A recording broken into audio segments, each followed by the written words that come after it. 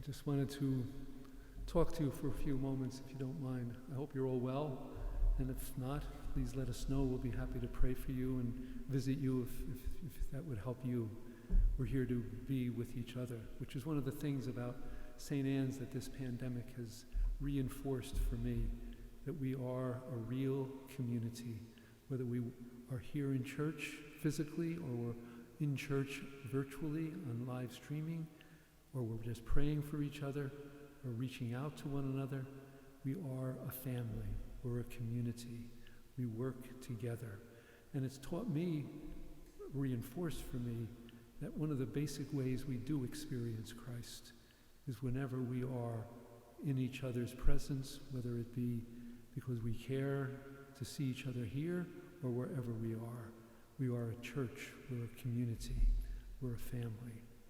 So in that light, I'd like to just share as a member of the family a couple of things that are going to be happening here at St. Anne's and a couple of things that have been happening, and then a couple of the challenges that we're facing this as a result of COVID-19.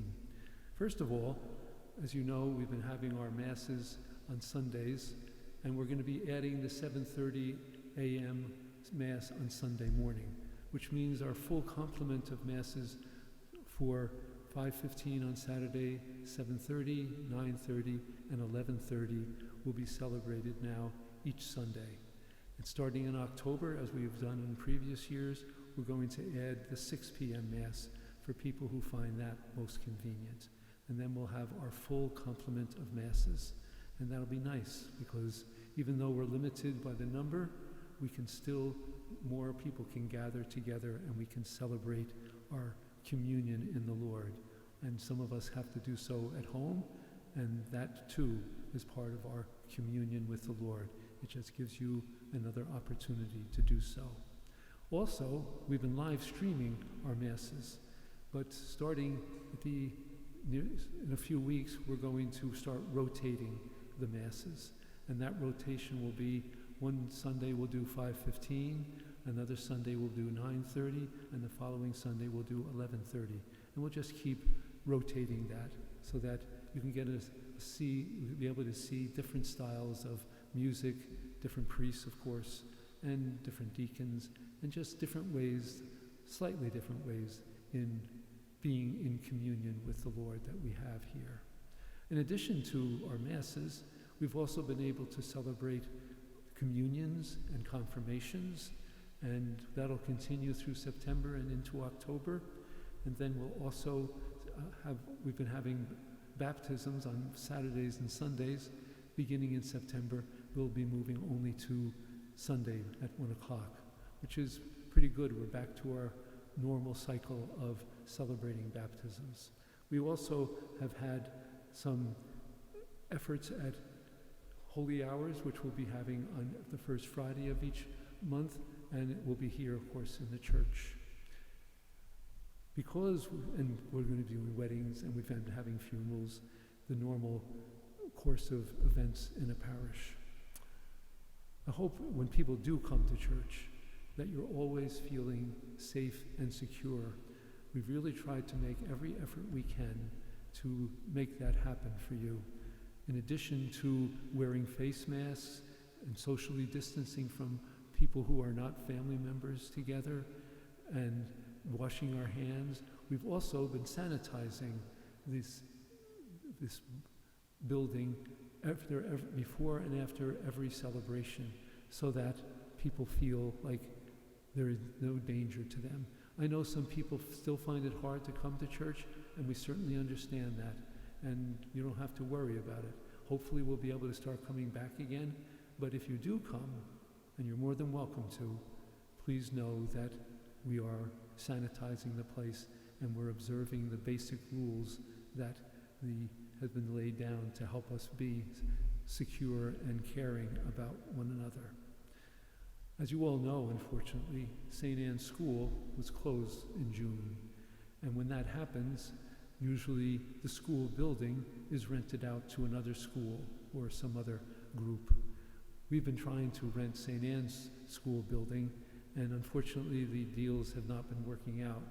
We have a couple of prospects now, And we're hoping that by the beginning of 2021, a group will be able to begin using our school building. Because the building is going to be used by another institution, we still are able to use the building for our faith formation program. And that's important because a number of the students that had been at St. Anne's School are now in the public school system, and so our faith formation program is a crucial assist for them in maintaining their relationship with the Lord. We have about 500 or 600 students in that program as a result of the increase of students from St. Anne's School. So we want them to feel comfortable. The first couple of months in the fall through this December, the faith formation program will be virtual, which means there'll be ways in which we'll try and help students through Zoom and other vehicles to learn about the Lord and help their families learn. That, of course, costs a little bit of money as the sanitizing and the other things we're doing, but nevertheless, it's crucial that we do so because we want to be able to draw people more deeply into that relationship that saves us all. Also, the school gym will be used by our basketball program. We're still going to try and maintain that. And our Bold Youth program uses a portion of the school for their efforts. So again, we're trying to get things back to where they were before COVID hit us all. Now, one of the ways in which the school building will be used, if it is by a school, is that it will help produce an income for us. And that's really important because our income stream has not been what it was. What happens usually is when a rental is acquired, the parish where the rental takes place gets about 65% of that income, of the rental income, and the Archdiocese gets about 35%, and they use it for supporting other Catholic grammar schools in the Archdiocese. So that's the final thing I'd like to mention to you is our financial situation, and that's a little difficult. Hopefully, the rental income will kick in January, if not sooner, and that will help us. But the fact is, our income stream has been affected by COVID-19. Let me just give you one simple example. From January through June of 2019, last year, we were averaging about $13,000 a week in our income. And we had Easter, of course, then, and we got about $30,000 or $40,000 for our Easter collection. This year, the average income has been about $8,000 because of COVID a week. And we didn't even have Easter. Of course, some people were still contributing, and people still contributing always, and that's where the money comes from. But it was nearly what it was last year. That's a real problem. And that's going to maybe affect us this fall also, and even Christmas, which is another major cost income source for us because people are so generous on those two feasts. So everyone pitching in is extremely important for us. For us to continue our services here, for us to be able to be the parish we've been and the parish we want to be, we need everyone who can contribute to please do so. Whether you can contribute online, a number of people have started using that vehicle. You can go to GoFundMe, or you can drop an envelope off at the rectory. Some people find it hard to drop an envelope off. If you can't do that, you can mail it in. And if you don't feel comfortable doing that, we're going to be setting up a system whereby we can go to your home and just pick the envelope up if that helps you. If you don't want to do that, of course, it's your business. We were simply trying to make it as easy as possible to help our parish. And if you do online giving, you can use the mobile app. That's a real big help. Just check out the website and you can see where the mobile app is. I use that mobile app myself when I want to contribute to a special collection. I just go on to that app, and it's a big, big help. Some people I know can't do anything, and we all know that. They're out of work, or they're source of income has been restricted, and they have a real tough time making ends meet. If that's you, please know we're praying for you, and we're trying to do something for you. We have our food pantry, we have our St. Cajetan ministry to help people who are unemployed, and if you need to talk, you want to, if we can find other sources to help you, we're more than willing to do that. A big one is the food pantry, because that can offset some of your food costs, and the unemployment ministry is a great help. St. Catherine's and St. Anne's work together in that ministry. So please, we can do what we can to help you, and we want to do that because you're important. My God, it's horrible to be unemployed or having their income restricted. But the bottom line for us is that those who can contribute, we need you to do so. And the reason we need you to do so is that we need to work together and pray together to help St. Anne's be the parish that we can financially do so. So, is there anything else? Yes, there is a couple of other things. On September 13th at 8 o'clock, we're going to have the drawing for our mega raffle. Now that's our major fundraiser for this year. We can't have the carnival, so the mega raffle is the major one for us. We're trying to raise $60,000, and we're doing so by giving 2 books in the envelopes if you've received them in the mail. If you haven't, you can pick it up at the rectory. But we need people to take a couple of tickets, take a couple of books.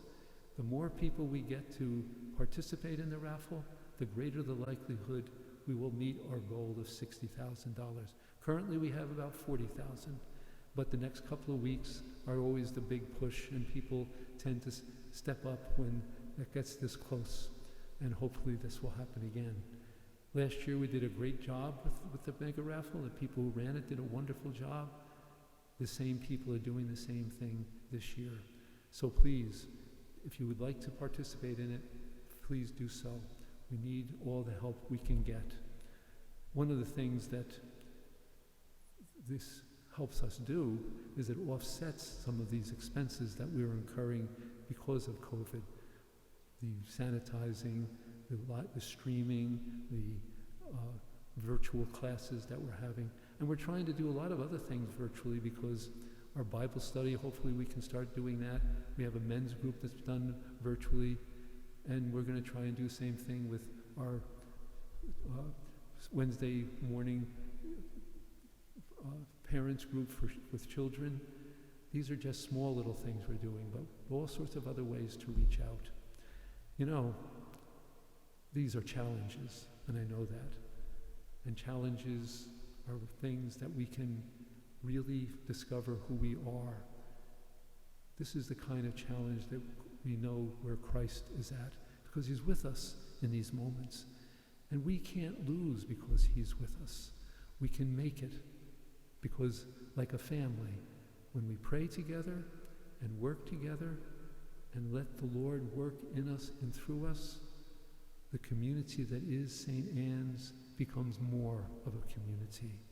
And even though we might be separated by the care that we need to show each other to protect one another, we can come together virtually, we can come together in prayer, we can come together in these little efforts to help make this community still the community that thrives, and thrives in the face of challenge. Because, like I said, the Lord is with us, and we cannot lose when he is with us.